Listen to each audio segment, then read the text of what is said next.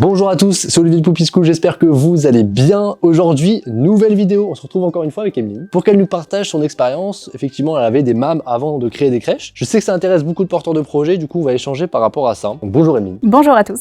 Pour que tout le monde comprenne bien concrètement déjà ce que c'est une mâme, c'est quoi une mâme? Alors une MAM, c'est une maison d'assistantes maternelles, donc un regroupement d'assistantes maternelles. C'est quoi la différence entre un RAM du coup et une mâme? Alors un RAM, c'est un relais d'assistantes maternelles qui va bientôt s'appeler un REP, un relais petite enfance. D'accord, donc là ils viennent juste ponctuellement dans un RAM alors qu'une mâme ils sont toujours là. Voilà, exactement. Au niveau des MAM, on n'a pas un 35 heures. On fait pas 35 heures dans une MAM. Du coup tu fais On quoi? fait en moyenne 48 à 50 heures par semaine. Donc c'est aussi pour ça que moi je ne voulais plus être en MAM parce que j'avais envie d'avoir du temps pour ma famille, pour mes enfants. Donc avoir un 35 heures effectif. Alors déjà, petite question, tout simplement, qu'est-ce que tu pourrais nous dire? Qu'est-ce qui différencie une MAM d'une micro-crèche? Alors du coup, les MAM, en règle générale, elles sont agréées pour 16 enfants. Ouais, donc c'est uniquement des assistantes maternelles déjà? Déjà, oui. En premier lieu, c'est que des assistantes maternelles.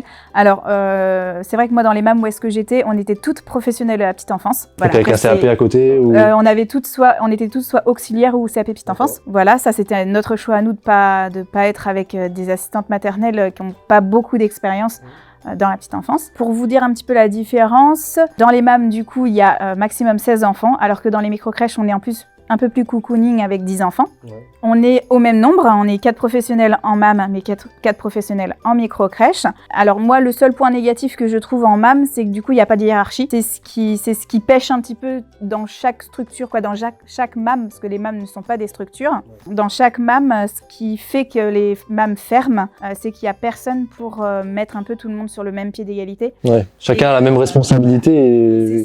Et du coup, chacun gère son groupe d'enfants. Comment ça se passe? Alors du coup, qu'on soit en MAM ou qu'on soit chez nous, vous vous occupez que de vos enfants. Ouais.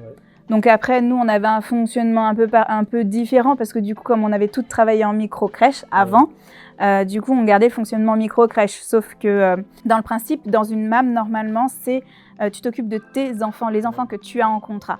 Donc voilà, c'est aussi pour ça que moi, je n'ai plus aimé ce fonctionnement parce que j'aime m'occuper de tous les enfants. Ouais, c'est ça, t'as des barrières, voilà, c'est un peu dommage, quoi. Ouais.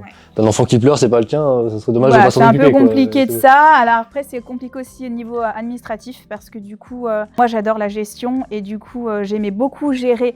C'est un peu mon souci, j'aime beaucoup gérer, je gérais beaucoup de choses à la MAM et je laissais pas assez de place à mes collègues.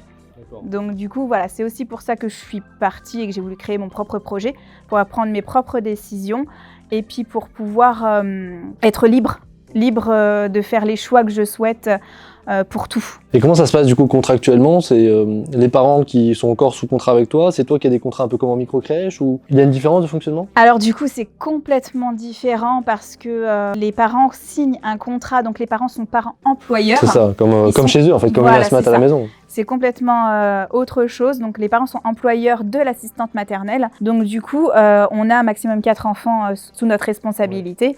Et puis, chaque assistante maternelle a ses 4 parents, ses 4 patrons, en fait. Donc, du coup, ce qui est différent en micro-crèche, c'est que les salariés sont salariés de la micro-crèche et non des parents. Alors que là, c'est les parents. Voilà. Et du coup, comment ça se passe? Tu peux pas, toi, indépendamment, créer une MAM? Ou tu peux dire, après, tu crées une MAM et après, quoi, les asthmates, ils vont payer des loyers? Comment? C'est forcément une association? Oui, voilà, on passe que par une association, en loi 1901. D'accord. Donc à but non lucratif. Et je n'ai jamais vu jusqu'à maintenant de personnes qui créent des MAM et qui sous-traitent. Autant faire micro-crèche. Voilà, je pense que juridiquement c'est pas possible. D'accord, ok. Et en plus, moi, je pourrais peut-être rajouter, c'est que simplement, c'est contraire en fait à un projet entrepreneurial parce que à partir du moment où tu crées une MAM, tu peux pas justement te développer en fait parce que c'est ton temps de travail tout simplement. Les parents t'embauchent, donc tu peux pas te développer. Et du coup, t'as pas cette logique aussi d'un moment de pouvoir te détacher en fait. T'as pas cette notion de dire tiens, je peux avoir une liberté financière ou de temps que tu pourrais avoir, comme c'est aussi ton objectif, à partir d'un certain nombre de structures, de te détacher un petit peu, quoi. Là, tu peux clairement pas au travers du. C'est exactement ça, c'est qu'il n'y a aucun objectif de développement. Ouais. On peut éventuellement acheter le lieu où on exerce et après verser un loyer, mais du coup, on peut pas créer plusieurs MAM. C'est pas possible. En tout cas, j'espère que la vidéo vous a plu. Ça répond à la question en tout cas que pas mal de personnes nous posent, à la différence, etc.